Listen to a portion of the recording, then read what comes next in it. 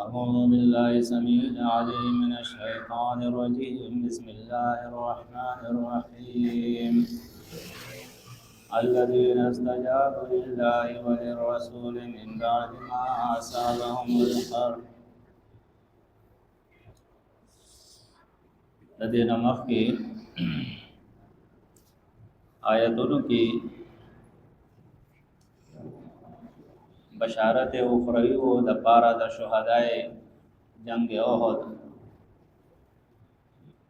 چې هغه ته مړ مو وي هغه ژوند دي د الله سره رزق هغه ته ورکول کېږي او د الله په نعمتونو باندې هغه خوشحاليږي. نو نننی آیت کې کم خلق چې شهیدان شوی نو لیکن زخمیان شوی او دغه جنگ کې شرکت کړي او غازیانو نو هغه ته بشارت ورکړي زیر ورکړي. الذين استجابوا هوا کسان چې قبولتیا یې کړې ده لله د پاره د الله او رسول او د رسول قبولتیا یې کړې ده مراد د قبولتیا نه یعنی د الله حکم یې قبول کړی دی. الذين کسان استجابوا چې قبول کړي ده حکم لله د الله او رسول او د رسول من بعد ما رستداغینا صابهم القرح من بعد ما رستداغ تکالیفنا صابهم چرسید دیوتوی تا یعنی القرح زخم چې کم زخم دیتا په دغه جنگ کې رسیدلو للذین د پار د هغه کسانو احسنو چې خیسته عمل کړي دي منهم د دین او تقوا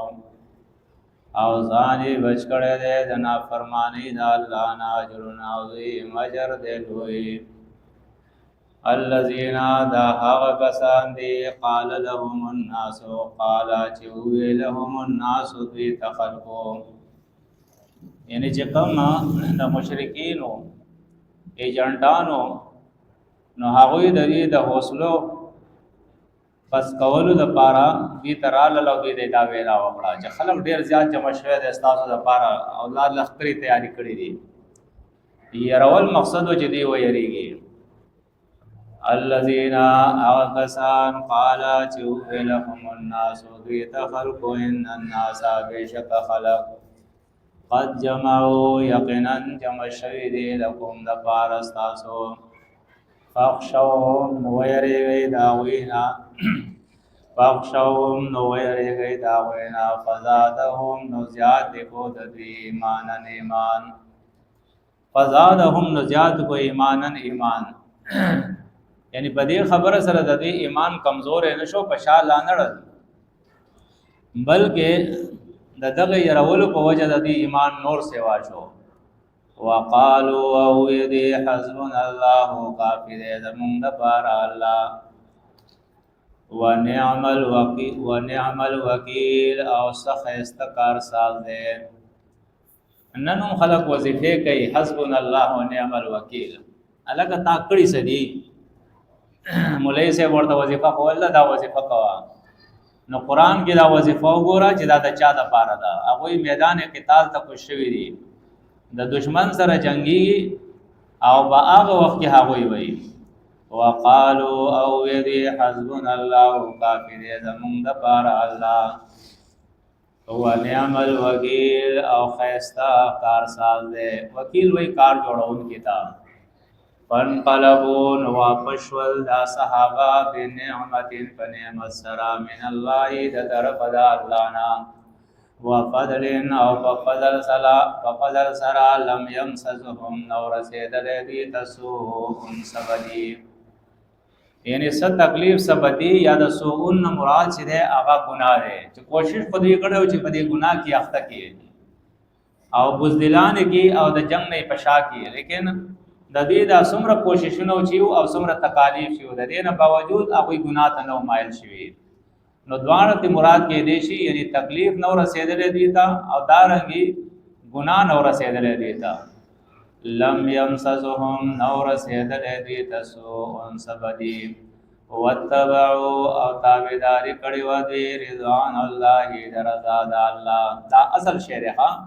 چې کم سړی کې دا صفت راغی چې هغه چې کم کار کوي د الله د رضا لپاره، بس دې بیا شاته کېږي نه، د ایمان به ورځ تر ورځ سیوا کېږي. والله والله پاک ذو الفضل خاوند د فضل عظیم لوی دی. الله د لوی فضل خاوند دی. انما بشکا ذالکم الشیطانو دارنگی تاسو شیطان یو خوفو یری اولیاءه د دوستانو خپلونا فلا تخافوهم نو مېریږئ تاسو د هغوی نه وخافوني او ویریږئ زمانه. نو زړه کې خو به یو یری یا به د مخلوق نه یریږئ یا به د الله نه، په یو وخت کې دوه یری نشي کېدی. نو ځکه الله وایي فلا تخافوهم نو مېریږئ د هغوی نه وخافوني او یریږئ زمانه. ان کنتم کچری تاسو مؤمنین ایمان راوړونکي یئ، که ایمان راوړئ په ما یقین او اعتماد کړئ نو زمانه یې رکوئ. ولا يحزنک واستسلی د پیغمبر علیه السلام ته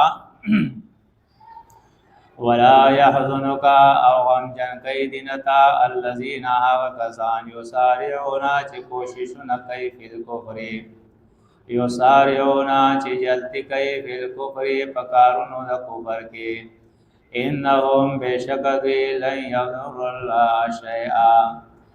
چرې ضرر نشي ورکولی الله ته شیئا هیڅ. ګوره تنګۍ د الله پیغمبر سازشونه د هغه خلاف کوي او تکالیف هغه ته رسوي، لیکن الله جواب څه کوي لن یضر الله شیئا، الله ته ضرر نشي رسولی. نو مراد دې څه دی؟ مراد دې دا دی چې د الله د دین چې څوک کار کوي او هغه ته څوک ضرر ورکوي نو دا اصل کې دی د مقصد دا دی چې الله ته ضرر ورکوم او الله ته څوک ضرر نشي ورکولی. انهم بشک دوی لن یضر الله ضرر چرې ضرر نشي ورکولی الله ته شیئا هیڅ. یرید الله غواړي الله پاک الله یجعل لهم چې ونګرځي د پاره د دوی حظن صحیح فی الاخرت په آخرت کې چې دا الله ګډه صحیح پاتې ده چې په آخرت کې داغه هوس به ملاويږي چې هغه نه اخلاص کې الله دا شرارت چې کوي د کفر کارونه د کفر په کارونو کې جلدی کوي. الله وی دا د دې لپاره چې الله اراده کړل چې د دې د آخرت هغه برخه الله ختم کړي. الله یجعل تبارد دې چې ونګرځي الله لهم تبارد دې حظن حساب الاخرت په آخرت کې ولهم او تبارد دې عذاب عظیم عذاب دې لوی. ان الذين بشک هوا کسان اشتروا الكفر چې وای غستو کفر بل ایمان په بدل د ایمان کې لا يضر الله شیئا چریبا ضرر ورنکي الله ته هیڅ. یعنی کدی چې څومره کفر کوي دي کنه د اسلام نه پشاکیږي نو شاته کیږي دي کنه الله ته ضرر نشي ورکوله. ولهم او دفارد ذی عذاب علیم عذاب دې دردناک.